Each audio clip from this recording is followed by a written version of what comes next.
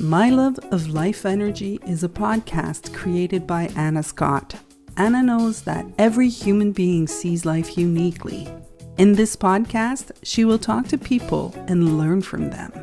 These conversations are to shine the brilliance of each human being she speaks to. Join her. After each exploration, you will expand on your insights and see truth and beauty. Good morning and good afternoon, and welcome to my podcast, My Love of Life Energy. And today I'm having a repeat guest on my show. And the reason why is that his name is Cooper. Welcome, Cooper. And the reason I'm having him again is because he's a profound man, and what he's doing in life, I really want to be out in the world. And he's had a very profound experiences in the last year since the last time we've done it. And I wanted to come back on and share what he's seen and put it out into the world. So with that, welcome. Thanks. Yeah, so you want to just give a quick update on Yeah. So I've been through what I call initiations for the last almost 12 months, about 12 months. It's been 12 months exactly, because it was my birthday a year ago. Yeah. It began the seriousness, I guess it was all serious, but on November 1st, my body started having panic attacks. And I'd never had a panic attack before, so I didn't really even realize what they were at first. But it turned out my body was bleeding out. And on the 3rd of November, I was raced to hospital in an ambulance with a hemoglobin of 3, which for a man it's supposed to be over 13. And they were surprised I could even talk at the hospital. So they did an upper endoscopy, discovered 4 major ulcers, and so I was literally bleeding out. They also did a biopsy. So I was in hospital for 5 days. It was the first time I've been taken to hospital since I was 5. Yeah. And he calls me on the 9th of November and tells me that I have advanced large B cell, stage 4, aggressive. Oh, he didn't know this, actually. He just said you have cancer. Be the doctor. Yeah, he just said you have cancer. And I reached out to one friend. He introduced me to the CEO of the Angeles Clinic, Dr. Lawrence Pura. Next morning, so I'm on the phone with him in 45 minutes in his office the next morning on the 10th. And he diagnosed me with the advanced aggressive. I had a tumor across here. It was 23 centimeters across. Here's his diaphragm. So you had a tumor across your diaphragm? Yeah, and it was about 23 centimeters one way. It was wrapped around all of my organs, including my adrenals, and was 19 centimeters another way. I had one across my pelvis, which I've been working with my chiropractor, thinking it was a ligament problem, and it was already in my bone marrow. Wow. I could tell because I do energy work. I could tell when Dr. Puro came in that it wasn't good news. Yeah. Fortunately, he didn't tell me how bad it was at the time. He told me it was stage 4, he told me it was aggressive and all that sort of stuff. And he wanted to put me in hospital that night. So he saw it as urgent. And we agreed I'd go the next day. He said tonight or tomorrow. And I said, let's do tomorrow. So I had a healer come in and work on me. And I discovered some things that I hadn't been aware of, like I was holding stuff around guilt around my mother's death when I was 11. And even though I'd done all this emotional work around my mother, I hadn't dealt with the fact that my 11-year-old blamed himself for not being there because he could have saved her. And so I did a lot of work like that. And the next morning, literally on 11/11, so my ring is 11/11. And my license plate on my car is 11/11. I get wheeled in for chemo literally the next day. And because the way it was playing out, I just trusted that it was being divinely orchestrated. And so they pumped me up with fluids, like to the point where I looked, Austin Powers, the fat bastard. Yeah. I look like a fat bastard. But they did that because as the tumors break down, they didn't want me to get tumor lysis because if it gets in my organs, then I got a whole new issue. So I blessed the chemo, and the chemo didn't knock me around. But anyway, I did 2 rounds of chemo on the 33rd day after diagnosis, I sat with Dr. Pirro, and he said that it was one of the worst cases he'd ever seen. And he's the CEO of the whole Angeles clinic. And that he put me in hospital because there's a chance I wasn't coming back out. Yeah. A week later, he comes in and he throws the papers on the table. I'd just done a full PET scan, blood work, everything. It's now 40 days since the diagnosis. And he throws the papers on the table, throws his arms up in the air and said, I haven't had something small to do with this. You're in full remission. You have no cancer left. Wow. And that's a miracle to go from stage 4. Oh, it was crazy. It's crazy. Yeah. And so people ask me all the time what I did. And a lot of it was placebo effect, belief. I really believed that it was initiation. I didn't expect to recover that quickly. I expected it to be like for a 10-month process. But both Blake and I at no point thought this is it. And Blake is your partner. Yeah. Yeah. And so and when you say initiation, Cooper, what do you mean by that? Yes. So initiations are where you go through a process. There's a lesson involved in it, and there's a gift involved in it. And so the lesson for me was pure trust. Yeah. So I said a prayer. So even though I didn't think this was it, I still said this prayer. I said, if this is it, I'm okay. Because I know the other side's beautiful.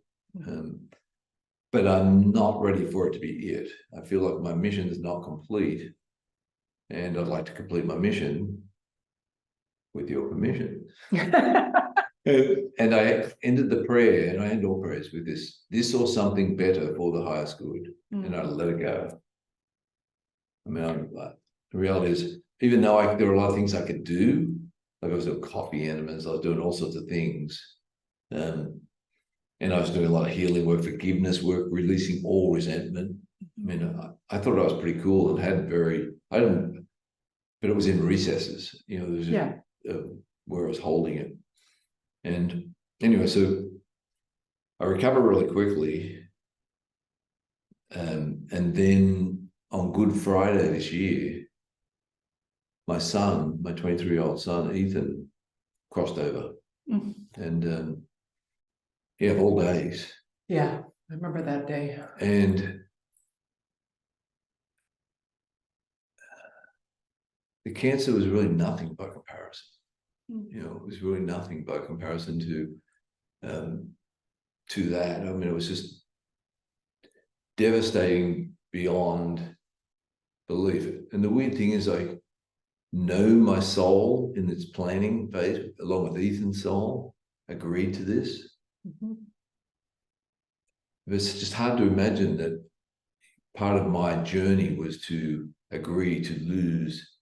And from this plane, I know he's not gone. We're talking the 3D, the physical plane. And you're talking plane. At the 5D, at the he's still here in presence. Yeah, in so many ways. And so that has been really healing. So and I don't know that this is related to the cancer. Remember I said that the lesson was trust. Yeah. And I got it because even losing Ethan, and I grieved like I've never, didn't know I could grieve. Yeah. It was just like the level of depth and sadness. Just howling, crying, yeah. And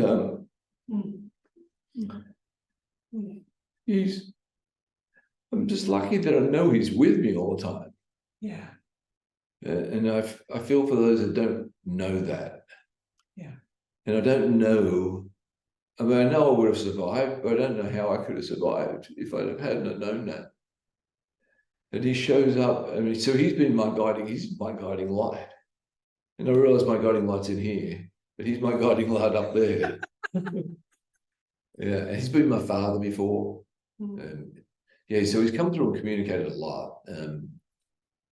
And I don't yet have a direct conversational thing with him, but I believe that will come. So I know I passed the first initiation because in losing Ethan and this whole thing, I've not lost trust. I mean, I know there's a greater plan at play that my little pea brain is not privy to. So Cooper, when you say trust, it's so, tell me more about what you're trusting and what you're seeing in that. Yeah, okay, thank you. So I believe that, I want to say I know there's a greater plan going on, right? And that the Almighty is all knowing, and so the Almighty knew all this was coming. This is why it was all prophesied. The planet is going through its awakening. People are going through their awakenings. Consciousness is growing faster than COVID. That's hopeful. And when you say awakening, what do you mean by that? So when people are listening to this, I really want them to understand. Yeah. Well, and the initiation is interestingly a part of that awakening. So for me, those experiences were compost. Like when you have a forest fire and you have all the ash and all this beautiful growth comes up. Yeah. Well, so that's what was going on. So, I'm being asked to elevate. And so what's awakening within us is what I like to call our always self, ALWAYS, always, our eternal self. So we're human beings. Hue is light, being is spirit. So we're light beings in the flesh. Woman, man, human, human. And so that's the path that is awakening within us. And so it's, people call it consciousness. We're trying to name something that's not nameable, not knowable, not measurable, but is real. And so some people are aware of it's happening, and others, they're just inching, just a little bit at a time. So they're not even aware it's happening. And others I like to describe so in churches, they say we all have the Holy Spirit, right? So, and I agree with that. And this is not about beliefs. This is about just what's happening. This is the greatest time in history. And we're experiencing all these cataclysmic like events that were written about, that were spoken about. Yet what we don't realize is, what is this all about? And so this awakening could be called the ascension. It could be called the Great Awakening. It could be called the Second Coming. Yet the Second Coming is not an individual. The Second Coming is awakening of this force that's already in us, awakening in each one of us. We are the ones we're waiting for. And that's symbolized. Yeah, we are. And it's symbolized by 11:11. And so we've grown up in a world, everything's made in the image of the Creator. Whatever we want to call the Creator. Once again, we're trying to name something that's not knowable or nameable. But if everything's made in the image of the Creator, then the Creator permeates everything. And it's interesting that light also permeates everything. And so we are just remembering why we came. So the light team is on the ground, and the light team is in the air. And so Ethan is finishing his mission in the air. Yeah. And he's a guide for many. He's not just a guide for me and his family. He's a guide for the light. So I want to stay with your question before I go back there. So this awakening at times could be a jolt for someone. They may lose their job. They may lose a loved one. What I would reference as initiation. And the more they get that it's happening for them, not to them, the more they can move through the initiation with grace. And because some don't feel graceful. But we don't know. This happens all the time. Where I was just talking to a friend, a mutual friend actually, And he had been ripped off in a property deal years ago, and spent like 5 years trying to work it. And the reason it was not meant to happen, even though it was challenging for him, it was meant to be where he landed. Right. And so when he was in it, he didn't realize it was happening for him. He thought it was happening to him, but it was always happening for him. And so we don't know until later. Right. It's gone. And so it's a deep wisdom that's awakening within us. So we're shifting from operating our minds from our ego is ego, edging God out, to operating it from our heart, where the wisdom is, where knowingness is. And love. Which is love, yeah, it is love. I mean, so, yeah, love is the highest vibration. And it's not woo-woo. And the people that don't understand it may want to call it woo-woo. Same as people refer to things that are new age as, oh, it's new age. Well, would you rather old age? I mean, seriously, what's wrong with new age? Like, yeah. And so a lot of these shifts that people don't realize what's happening, because churches have said the Holy Spirit is within you, but they didn't tell you you're holy. Yeah. The reality is you're holy. If you're part of the divine, you are divine. Yeah. You're made in the image of the divine, you must be divine. It's not a trick question. And if you have the Holy Spirit within you, how are you a sinner? You're divine. You're holy. And there's just a lot of confusion that was created by, doesn't matter whether it was deliberate or misunderstandings, right? But what we're learning is that a number of things. One is that we are creators, and so we are far more powerful. We're powerful beyond measure. Yeah. This is just an avatar. It's like reverse avatar. And so I came into this body to be a guide for many to awaken. I chose to be male, or at least my soul chose to be male. And part of the reason for that is I'm very clear that women are here to lead us home. And so I can represent that without any bias, because I'm not a woman. And the W in women is for wisdom. Yeah. And so this shift that we're going through is not about againstness. It's not to be against the patriarchy. It's more togetherness. And the goal is that everybody gets to rise. Yeah. So this process that we're going through on the planet, whether people are aware of it or not, the way I like to describe it is, so we're here in Oakland at the moment, and let's say there's an earthquake here, and you feel it and I don't. Just because I didn't feel it doesn't mean it didn't happen, right? And so some are more aware of the shifts that are occurring, and some are asleep to it, and that's okay. There's a good way to view it is, if a rose bush with 7 getting toward 8 billion roses on it, some are just still stems, some are buds that are tightly shut, others have been struck by the light enough that they've opened, or they've begun opening, they've begun flowering, and we don't know whether our flowering will stop. Can I offer something that I'm hearing? Yeah. Is because we're living in really just horrific times right now.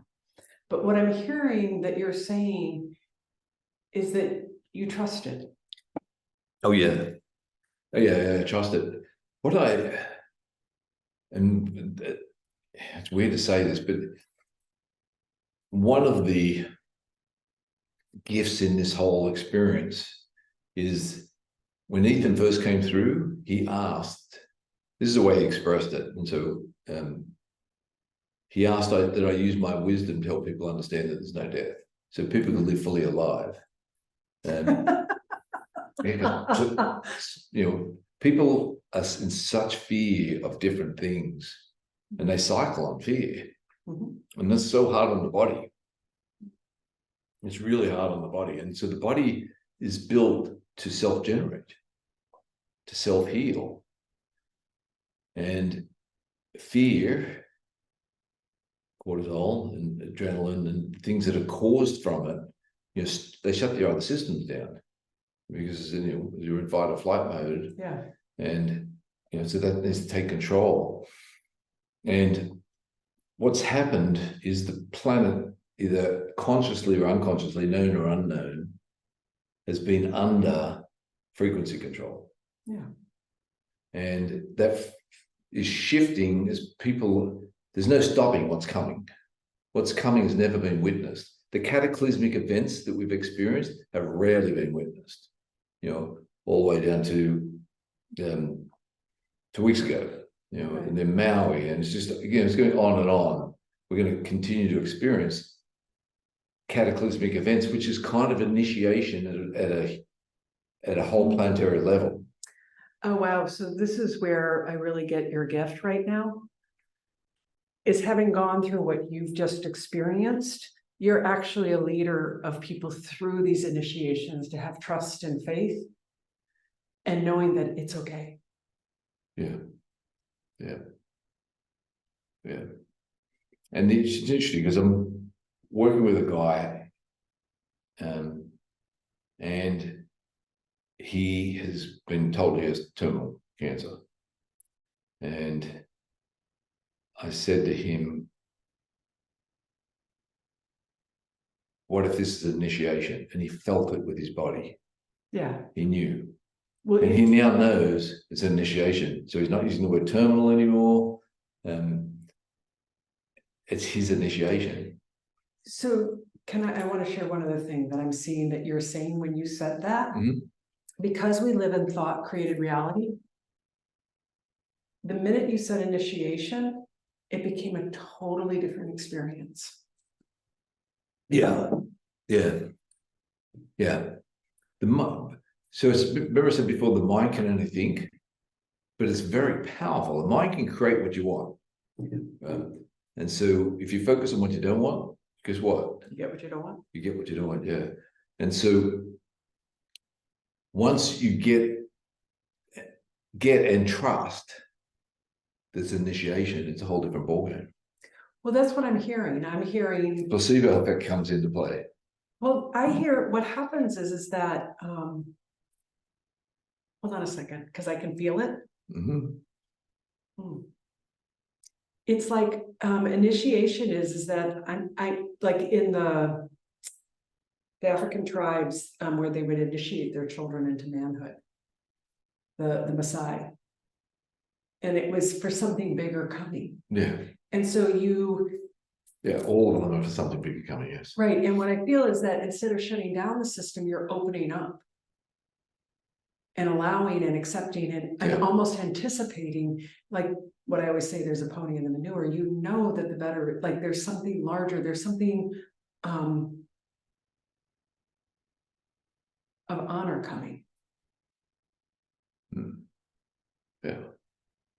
That's what's waking up in everybody. Yeah.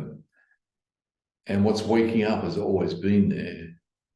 And so Rumi, the famous poet, said that you seek is seeking you. If you were here today, you would say, and it's inside of you. So the confusion, I'll just call it confusion, that most religions have is God is just outside, but God's inside and outside. It's everything. Yeah, and everywhere, permeating everything. Yeah.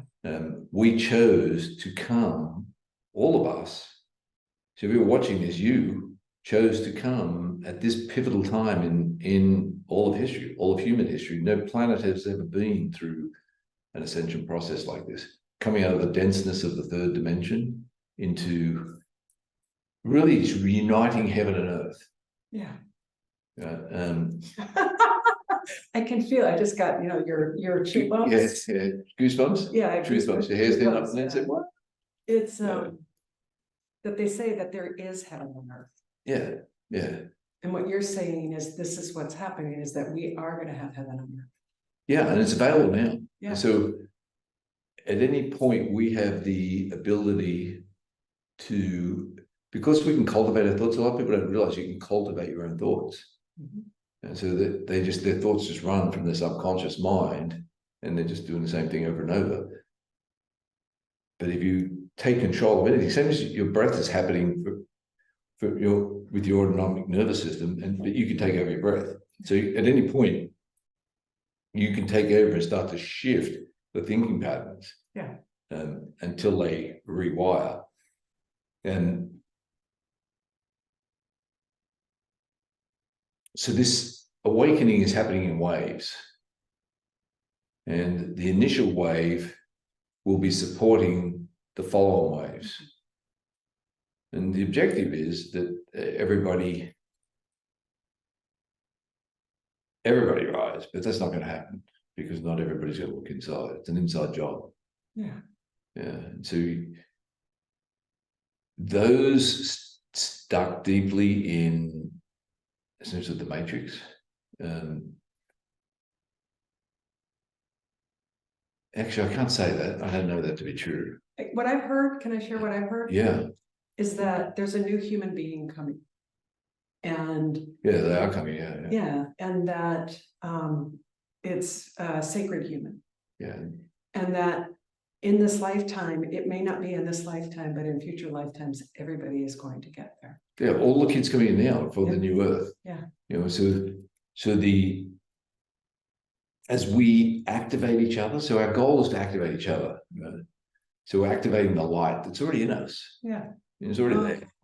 And so we all have a dimmer switch. And so I can think you upset me, but something in my mind allowed me to turn the dimmer switch down. No matter what you say, it's up to me as to whether I take on what you said that says something negative about me, and I turn my dimmer switch down. Now it's like a pilot light; you can't turn it all the way off, right? But we can turn it up, and that's what's going on. As we turn it up, and that pilot light lives in the solar plexus to me. So, well, yeah, they're saying that's the new brain. One of the things is that we can, you just said it, we can remind each other that we are the light. You can see the light underneath all of people's imaginary pain, shame, guilt, fear. And that's what you do, is you see the light in people. Yeah, well, it's there. It's in everyone. Yeah, because people have been taught it's outside you, not inside you. Right. And that's what's waking up, is that. Oh, wow. I just have chills again. Nice, yeah. Because that's what's awakening within everyone. And so we could try to describe it, but we're trying to describe something at such at a human level that is beyond our ability to define anything. So I can share my experience, because we're coming to the end of this podcast, and just sitting here with you and listening and being present with you, is that I can feel the expansion of who I am. Yeah. Yeah. I can feel the light of me and the love of me. Yeah. Just getting larger and larger and larger. Yeah. Just by this.